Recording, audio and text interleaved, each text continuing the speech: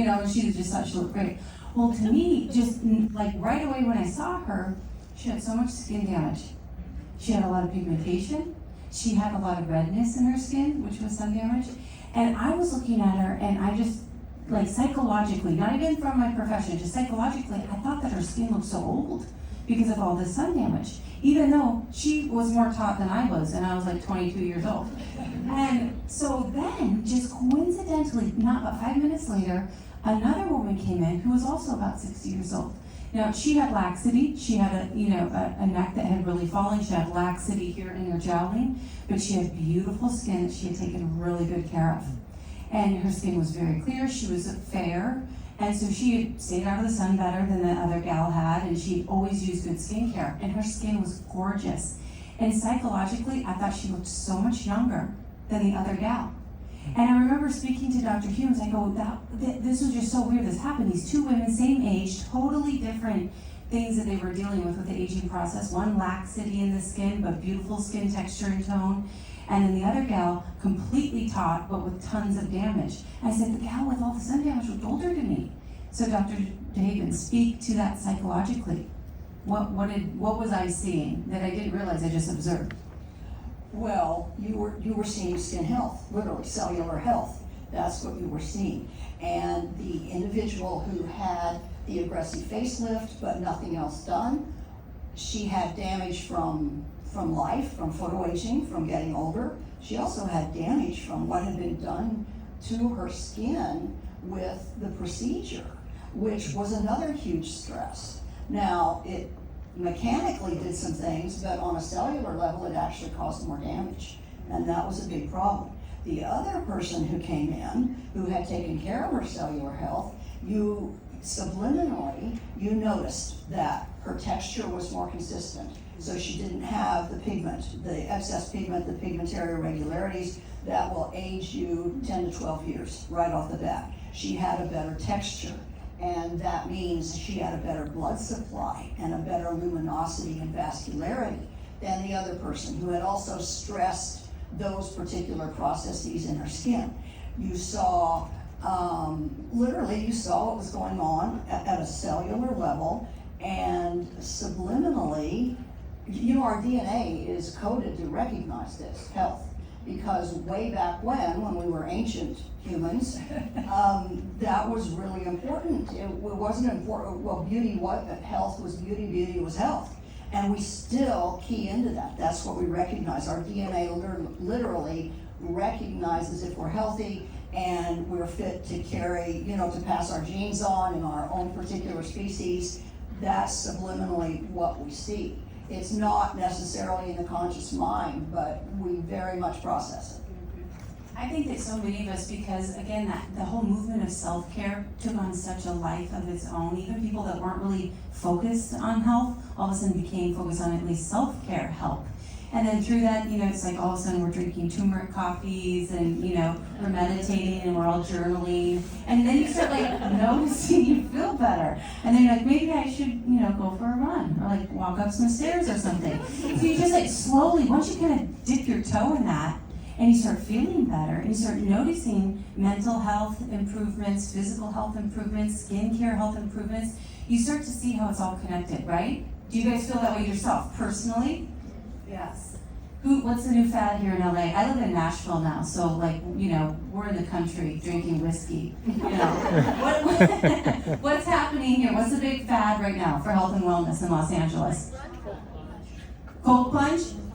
Sauna, cold plunge? I do that. That's happening in Nashville too. I do that. What else? Sculptra. Oh my gosh, oldie but goodie. You guys know that first received FDA clearance for people that had lipoatrophy AIDS patients. That's actually not new at all. It's really old, but it works. I love Sculptra, it's great. So Saluma just came out with a device for spot reduction. They just rolled it out last week.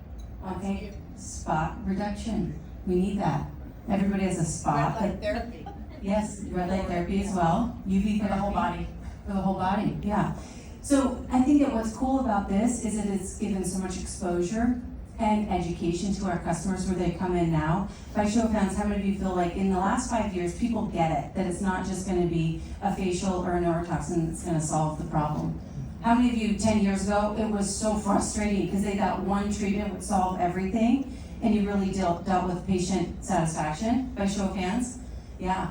Again, going back to what I talked about at the beginning of the day, that's because of you guys. That is because of you, because you started to communicate about the education of what it's going to take. You started posting things on social media. You started talking to more people, and it's, again, that energy just like, it has a whole life of its own. And I think that is, let's keep doing it. Let's keep talking about the services. Let's keep talking about combination therapy, and give it to your patients in a digestible form. And I always go back to healthcare or, losing weight. You're not going to get in shape and lose weight if you're eating, chocolate cake every single day or something like that. That's why I'm doing wrong? Yeah. Dr. Haven has a sweet tooth and she knows better. I know better. She knows better. Karli, take us on this patient's journey and what it is you did here. Yes, this is, this is one of my I love her to death. I wish I would have seen her like one more time before I came here because I completed the picture, but this is about 90% complete. When she originally came to me, you can tell she had pretty severe DNA damage. She had been a smoker for many years, so I actually got her to quit smoking. Whoa. So, What? I mean, the power of... Did you hypnotize her? I was just extremely, everyone's just, I guess apparently the way that I am able to connect with my patients so well is I just have an incredible amount of conviction and passion in what I'm saying. And I think that really came through with her because I talked her into quitting smoking after 15 years of smoking. Wow. So I will say that is a part of this final result. But really what this took was getting her buy-in to be a partner with me in this. And I think one of the best ways for me to do that was I actually just said to her, tell me what you're doing for your skin right now.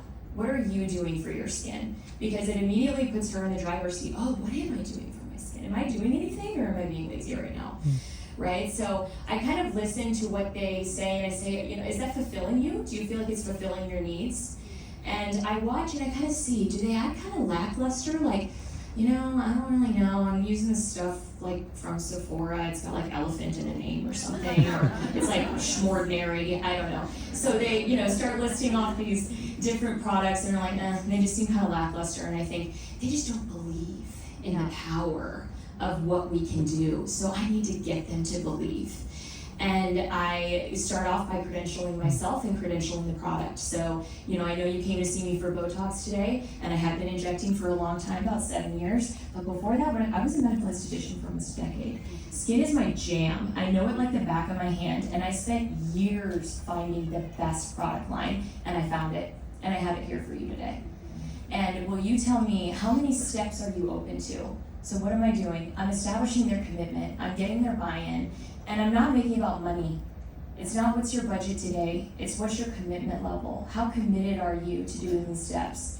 And I take it out of how much product are you willing to buy and how much money are you willing to spend. And I shift the narrative, right? And then what's really great about that is then when she's standing at the desk and she's pulling off, she's like, oh, this is a little bit expensive or this is a little bit expensive. I know that in my mind, I'm like, I know she's gonna go home and think, man, am I a slacker? Am I really going to get the best results? Because Karli told me this is what I needed, and I didn't get everything. And that girl's confident, and she knows what she's doing. So what, am I handicapping myself by not buying in to the plan? So this patient, multifactorial, I actually, I got my doctoral dissertation in PRF versus PRP. So my practice is very heavily biostimulators, and I like to use, it's called endogenous biostimulators, so the PRF, the PRP, rather than exogenous ones. Sculptra is fantastic, Radius is fantastic, but I like to harness their own body's ability to heal itself if I can, because you have a lot less of an inflammatory reaction, and it's much more controlled because you have your own growth factors to kind of reduce that inflammation that you just caused by injecting those, white blood cells and platelets. So she was pretty heavily PRF. I told her, I said, the only way this PRF is going to work is if you stop smoking. I think that was probably one of the ways I got her to stop, because I'm like, I need your cells to respond.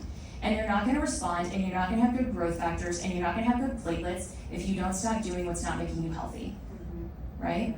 So she's heavily PRF result, she's also some filler, and then tox, and then skin. And what was so good is like skincare was just such an easy place for her to start. Because it gets overwhelming, you're throwing all this stuff at them, and it's like, you need this many sessions of this, and you have to maintain it doing this often, and we have Botox, and fillers, and PRF, and we have this laser, and then you just see my esthetician, and their head is just gonna explode.